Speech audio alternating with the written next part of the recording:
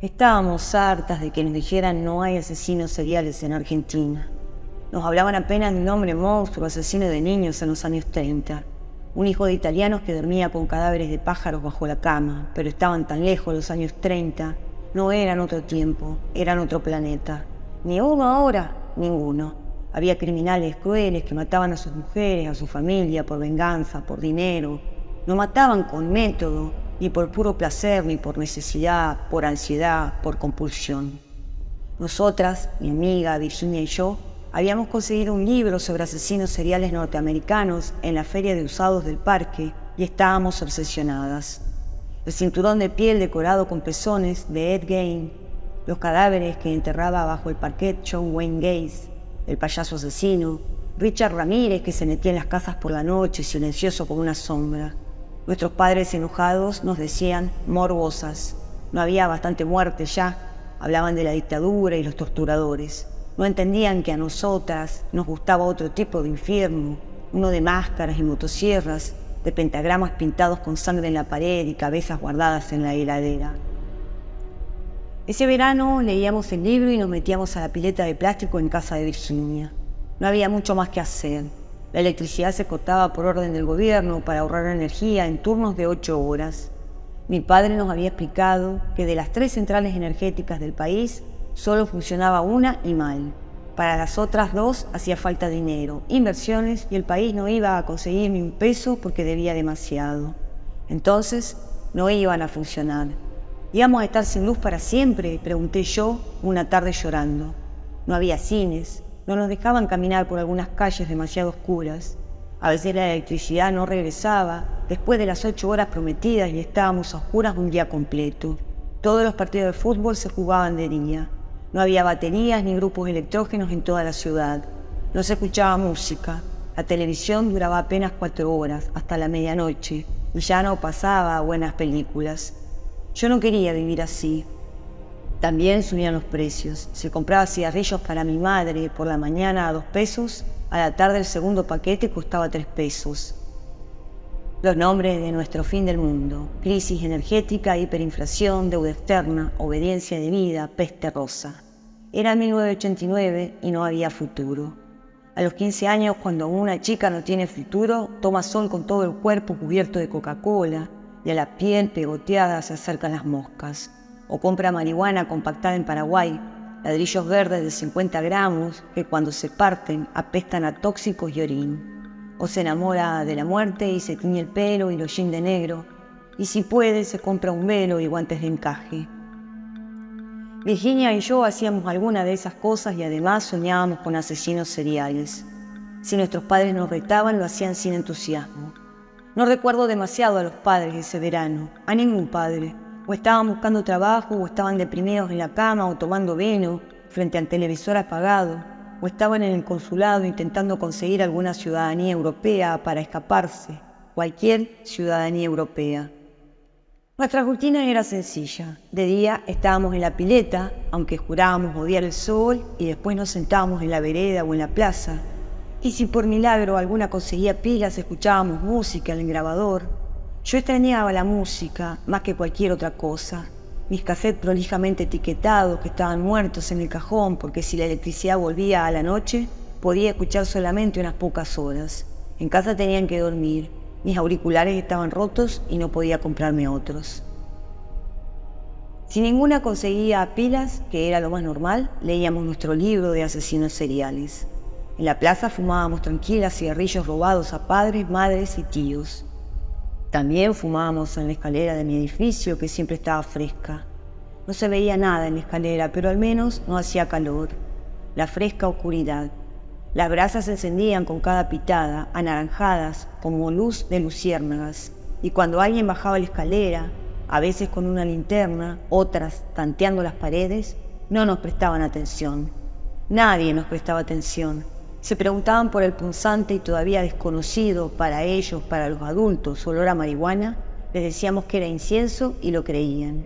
Ellos mismos le compraban incienso a los hippies de la plaza, a veces para ponérselo a algún santito de yeso, a San Cayetano o a la Virgen pidiendo trabajo. Era aburrido el verano del fin del mundo y no se terminaba nunca. Cambió todo cuando mi vecino del 7º piso, a quien conocíamos solo como Carrasco, mató a su mujer y a su hija y se escapó. El crimen fue bueno para todos. Las 4 horas de televisión de cada noche se dedicaban únicamente a Carrasco y su familia asesinada. Cuando terminaba la transmisión, la expectativa, las ganas de esperar por más detalles del caso la próxima noche ayudaban a pasar el día, a olvidarse de que Piti, el kiosquero, estaba en el hospital de vuelta. La ambulancia había venido otra vez, ya sin sirena, y decían que esta vez no volvía del hospital. Nosotras creíamos que la familia deseaba que se muriera, porque cada vez iban menos clientes al kiosco, tenían miedo de contagiarse SIDA si compraban caramelos. Nosotras no, nos habían explicado cómo se contagiaba el virus. Odiábamos a la gente estúpida, ignorante, y si podíamos conseguir dinero, comprábamos en el kiosco galletitas y Coca-Cola y jugos en polvo, cualquier cosa artificial.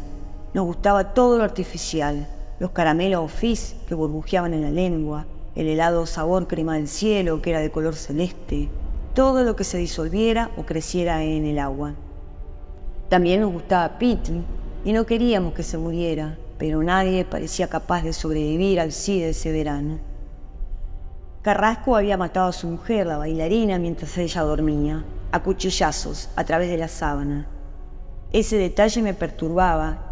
¿Qué hacía tapada con una sábana con semejante calor? Los investigadores lo sabían, porque la había dejado cubierta por la tela y las rajaduras coincidían con los tajos en el cuerpo, menos con los del cuello y la mejilla. Había usado un cuchillo especial para cortar huesos del asado. La mujer era bailarina. Yo la veía subir y bajar las escaleras con sus piernas fuertes. Había que tener músculos entrenados para subir 7 pisos en la oscuridad y no agitarse, como la mayoría de los vecinos, que paraban en los descansos y jadeaban como asmáticos. Ella no, tenía fuerza, pero me decepcionó saber que era bailarina de folclore, de danzas criollas. Yo creía que era bailarina clásica, puntas de pie, rodete y cisne negro. En fin, igual nadie estaba demasiado preocupado por el destino de la pobre esposa bailarina, teniendo en cuenta lo que Carrasco le había hecho a la hija. Yo no la vi colgar. Con los años tanta gente juraba haberla visto muy quieta, la cara contra el edificio y las piernas separadas en el aire, que se volvió un chiste la mentira. Ese falso yo la vi.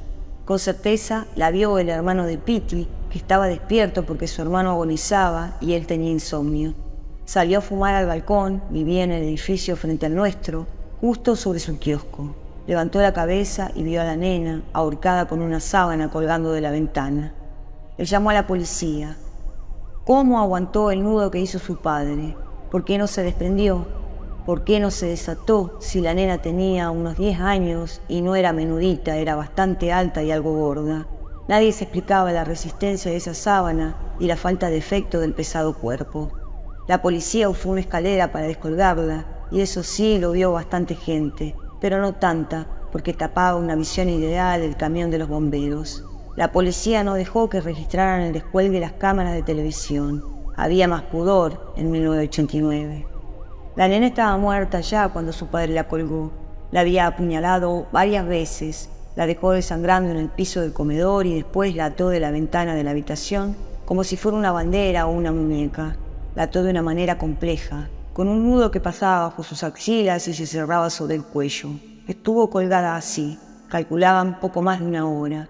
De no ser por el cigarrillo y la angustia del hermano de Piti, hubiera amanecido muerta y colgando, con el pelo color chocolate ardiendo bajo el sol.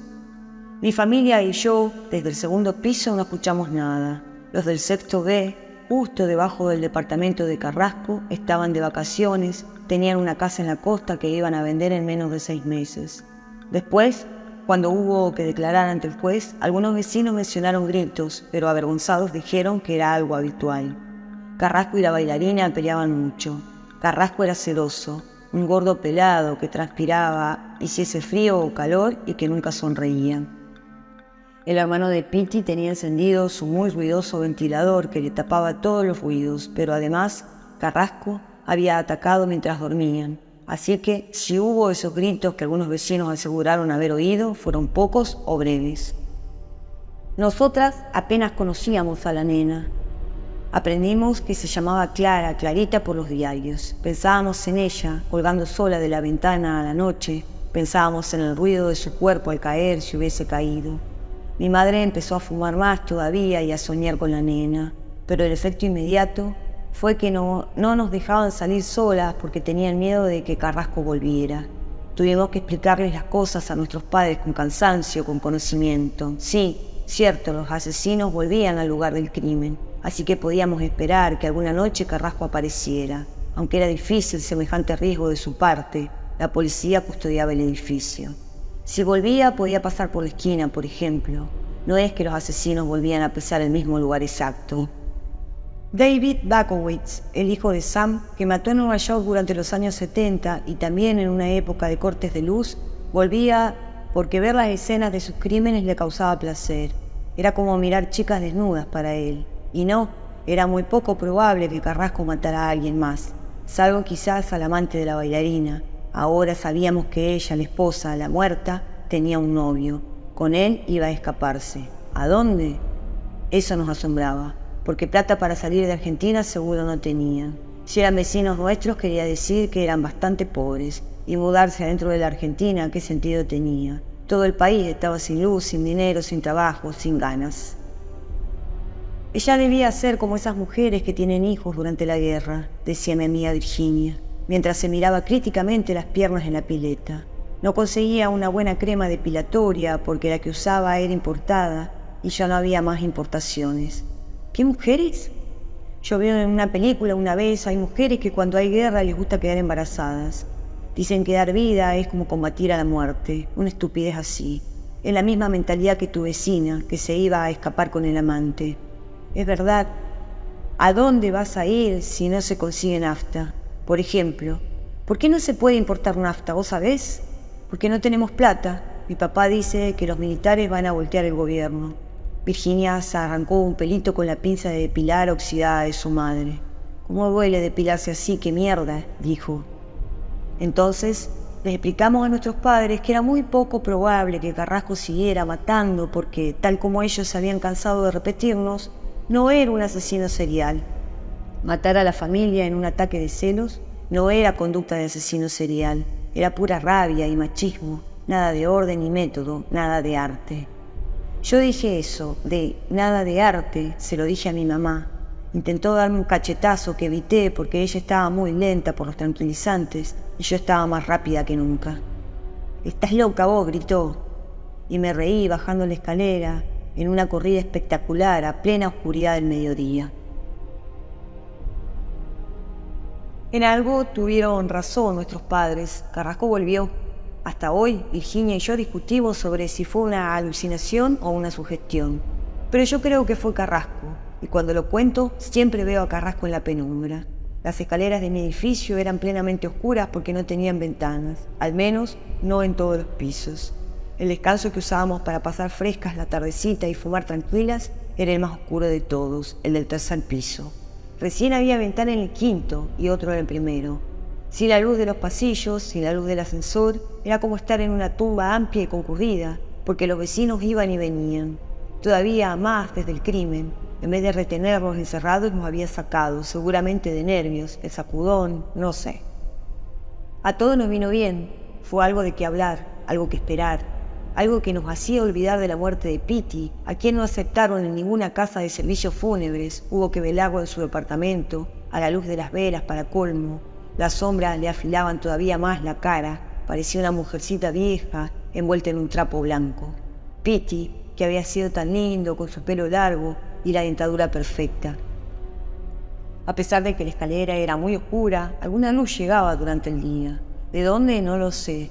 La verdad es que se podía ver en la oscuridad después de un rato, muy poco, las formas apenas, los ojos se acostumbraban, o a lo mejor era el resto de la luz del encendedor o de las brasas del cigarrillo.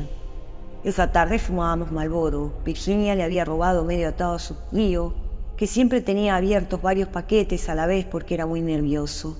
Al principio no querían que estuviéramos en la escalera por miedo a Carrasco, pero el policía de la puerta había convencido a todos en el edificio de que él, o ellos, porque había 3 policías haciendo guardia, no iban a dejar que entrara nadie sin identificación y aflojaron los controles. Así que fumamos y hablamos de no sé qué, de alguna tintura para tela que nos había manchado las remeras, o de cómo teñirnos el pelo con papel crepe. Y entonces escuchamos pasos en la escalera y la persona que subía, porque subía, se paró frente a nosotros. No distinguimos bien su forma. Era una mancha negra, humana pero desconocida. Se paró y nos miró. Aunque no le vimos los ojos, nos miró. Virginia le dijo «Hola», y cuando no nos contestó ni se movió, nos llenó el estómago un miedo frío. Y yo supe que era Carrasco, que era un asesino serial y nos iba a colgar como se colgaban las banderas argentinas durante los mundiales, de un balcón. No sé cómo me paré y salí corriendo y Virginia me siguió gritando. Llegamos hasta la planta baja y empezamos a contarle atropelladamente lo que habíamos visto al policía, tan seguras y llorando que el hombre llamó a una patrulla y dieron orden de desalojar. Todos los vecinos en la calle, en el calor amable del atardecer, preguntándonos qué habíamos visto y nosotras diciendo que a Carrasco, que su gordura, el olor a transpiración de hombre que era inconfundible. La policía rastrilló todos los departamentos, nadie se negó a salir y no encontró nada. Uno de los agentes nos llevó hasta el patrullero y nos quiso asustar diciendo que no debíamos inventar cosas porque era delito. También nos trató con desprecio y nos miró un poco las tetas. Las dos teníamos musculosas negras apretadas. Nos salió con la pavada del pastorcito mentiroso y el lobo. Y yo pensé, lobo serás vos, no serás torturador vos. Ningún policía de la dictadura estaba preso en esa época. Peor que Carrasco, sos vos, pensé. Quise escupirlo, pero me contuve porque sabía de lo que era capaz un policía. Y porque justo que pensaba escupirlo, volvió la electricidad y los vecinos regresaron con un suspiro de alivio a sus departamentos para ver el noticiero de las 7. Querían enterarse de si el amante de la bailarina era también el padre de Clarita, lo que explicaba el asesinato un poco, y sobre todo, querían saber si había caído el gobierno de una buena vez.